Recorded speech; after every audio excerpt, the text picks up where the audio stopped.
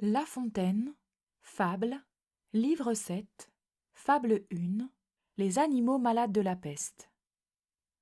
Un mal qui répand la terreur, mal que le ciel en sa fureur inventa pour punir les crimes de la terre, la peste, puisqu'il faut l'appeler par son nom, capable d'enrichir en un jour l'Achéron, faisait aux animaux la guerre. Ils ne mouraient pas tous, mais tous étaient frappés. On n'en voyait point d'occupés à chercher le soutien d'une mourante vie. Nul mets n'excitait leur envie. Ni loup ni renard n'épillaient la douce et l'innocente proie. Les tourterelles se fuyaient, plus d'amour, partant plus de joie. Le lion tint conseil et dit : Mes chers amis, je crois que le ciel a permis, pour nos péchés cette infortune. Que le plus coupable de nous se sacrifie aux traits du céleste courroux, peut-être il obtiendra la guérison commune.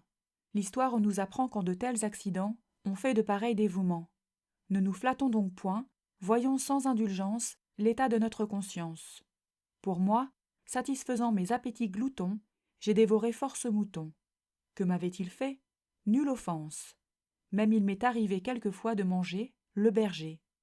Je me dévouerai donc s'il le faut, mais je pense qu'il est bon que chacun s'accuse ainsi que moi, car on doit souhaiter, selon toute justice, que le plus coupable périsse.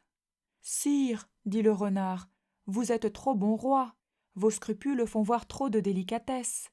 Eh bien, mangez mouton, canaille, sotte espèce, est-ce un péché ? Non, non, vous leur fîtes, seigneur, en les croquant, beaucoup d'honneur.